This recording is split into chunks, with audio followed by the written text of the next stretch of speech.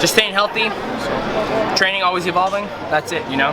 Had Bibiano Fernandez down. He helped me get ready for this fight. Work on my grappling and keep working on my clinch game. And like I said, guys, I'm a date guy, you know.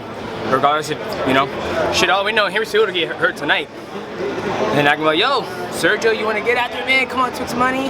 So for me, I'm just focused on myself and going after performing on Saturday night. Demetrious, what is fight week like for you now? I mean, you've been here so many times, title fights over and over, you know, the reign. What's it like for you? Is it still exciting? You still get that edge? Yeah, I mean, honestly, it's just another fight, you know? Whether I win or lose, I tell you guys all the time, I go back home, I get in the gym with Matt, he works me, I get in the gym with Brad, he works me, get back in the gym and wait for the next call. I come back out to fight week, chill in the room, play my video games. Then there's been a time when I've been out here and I was like, Matt, we should go do this, we should go do this. He goes, DJ, you got a fucking fight on Saturday. And I'm like, oh shit, that's right. So for me, there's no point in getting hyped up, amped up, nervous. At the end of the day, I'm gonna fight on Saturday. And there's gonna be two things can happen. I'm either gonna win or I'm gonna lose. When you look at it that way, shit's easy. How about Cejudo? People have been looking forward to this fight for a long time. When you break him down, do you feel like he offers anything you haven't seen before in somebody else? You know, he's definitely, I would say he probably has to, you know, it's hard to say, you know, because all the guys I find in the past are really good, you know, fighters and athletes.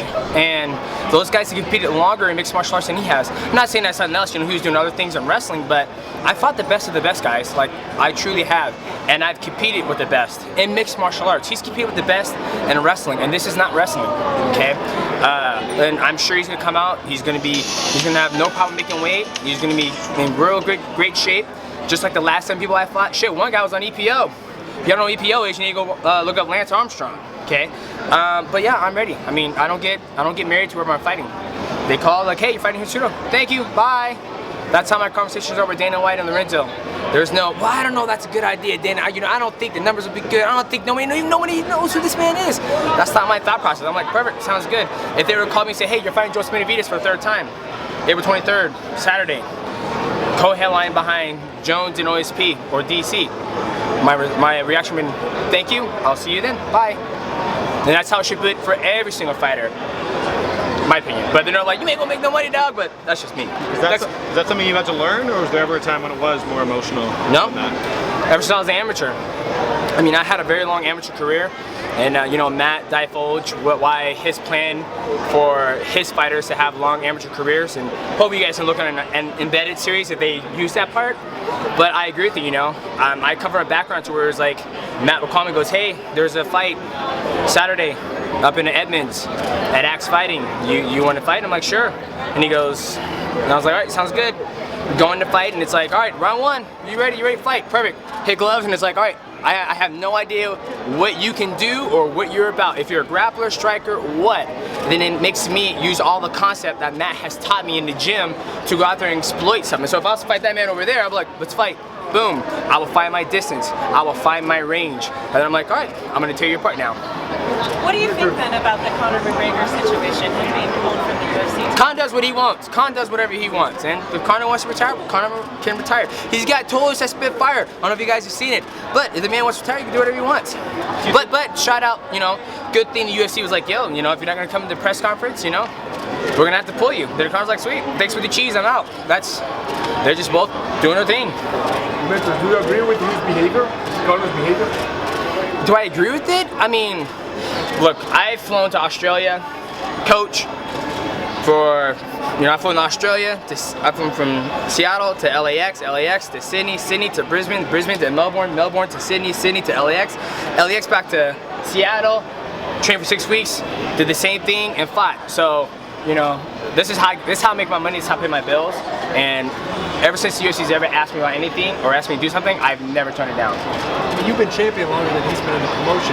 As a champion, do you feel like you should be allowed to kind of use those liberties to call your shots a little bit? No, I never thought so. You know, my job's to fight, and you know, when the UFC asked me to do something, I'm like, all right, sounds good, I can make that happen. Demetrious, is your ability to stay at the top as a champion due to your ability to adapt in fight? I think a little bit of that and my coaches. I mean, Matt Hume, he's one of the world's greatest coaches. I mean, you know, when Rich Franklin was on top of the sport before he lost to Anderson Silva, he was at the gym training Matt Hume when he outweighed Matt Hume, and Matt Hume was like, get up, get up, you know. He's working, we're freaking a world champion in the UFC. And also my other coach, Brad, he's been with Matt since he was 19 years old. So it's not like I have a guy who goes, you're my wrestling coach, you're my dietitian, you're my grappling coach, you're this. They can both do it all. And so when I have 2 cooks in the kitchen and I am their product, it's helping me grow, and they're just focused on me and everybody else in the gym too. Like if you guys ever been to our gym is probably the least.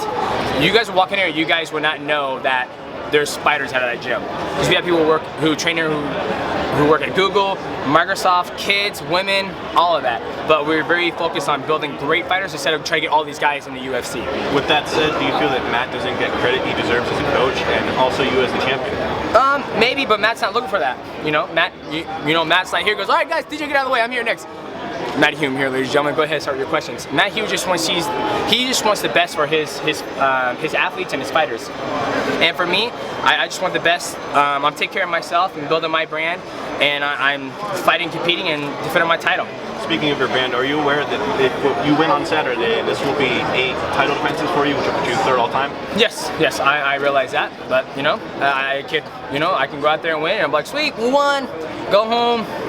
Take care of the kids, family, just like 7 or 5, 6, 4, 3, 2, 1. It was the same thing after one. You know, after the first one, that was probably the most emotional one because, you know, everybody gets the belt and then they go out there to defend it like, oh, his first chance fighting today. They lose. So for me, that was probably the most emotional one I was ever been. You know, I almost started crying, and then Matt was like, you did it, you know. And then second one was, all right, who the fuck was the second one? I can't remember, but you know, they're just another fight. So for me, if this is 8, fantastic. We'll get back home, train. If I lose, great. Go home, train, get ready for the next one. How much would it mean to you to eclipse Anderson Silva's record with those title? I think it'd be dope. You know, smallest man in the world beat that title defense, and nobody really knows who I am.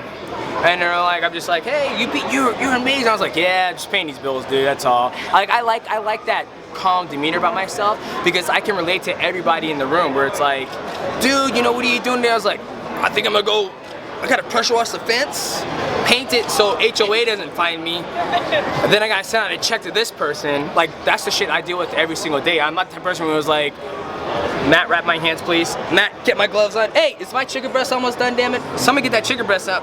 That's not me. Like, I'm the guy who comes up. Matt, before we left, he goes, all right, what do I need to bring? I was like, you don't need to bring anything, Matt. Just bring yourself. So as media, like, we're always saying, oh, Mighty Mouse, he doesn't get the attention he deserves. He doesn't get the respect. He doesn't get the draw. It sounds like you're kind of cool with that. Like, you want to kind of fly under the radar a little bit? Well, why?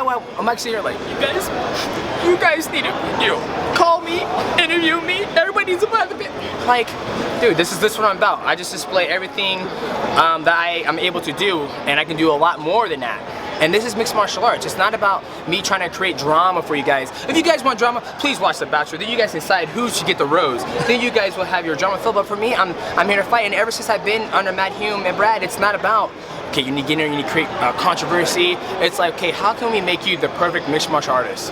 Okay, and if people want to tune in to see how this man is on his journey to be able to demolish Anderson Silva's 10 consecutive title defenses, please tune in. Please tune in to see what I've been working on in the gym. Whether it's me fighting Henry Cejudo, me fighting Joseph Benavidez for the 5th time, or me going up and fighting whoever at 135 for the super fight. That's what I'm trying to sell to you people. If you guys want controversy, dude, John Dodson talked shit about me in my face. He just talked crap about me the other day. You know what I did? I'm like, that was rude. I was like, whatever. Then I was like, all right, time, let's change this diaper, dog. Come on. That's how it goes, you know? And after we fought, I said, dude, congrats to being a father. Even though you talk shit about me, it's all good. He goes, yeah, man, I was just trying to sell the fight. And I was like, I know, but it didn't change the outcome of this fight, did it?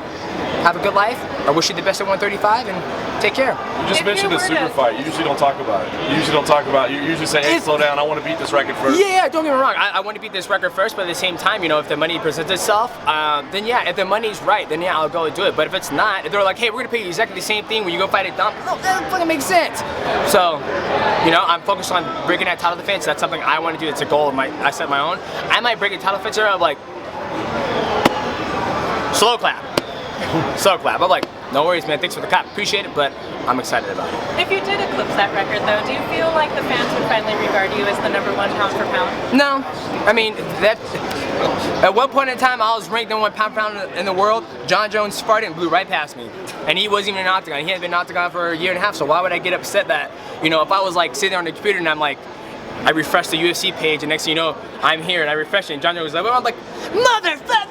I was just like, it happened, somebody texted me and goes, hey, John Joe just passed, and I was like, what did he do? I was like, he must have farted. That's the only thing I see, he blew right past me, but it's part of life, I don't get caught up in that, but don't take my demeanor how I'm just chilled, relaxed, you know, this is who I am. I fucking go hard as hell when it's time to fight night because that's how I pay my bills. So, thank you.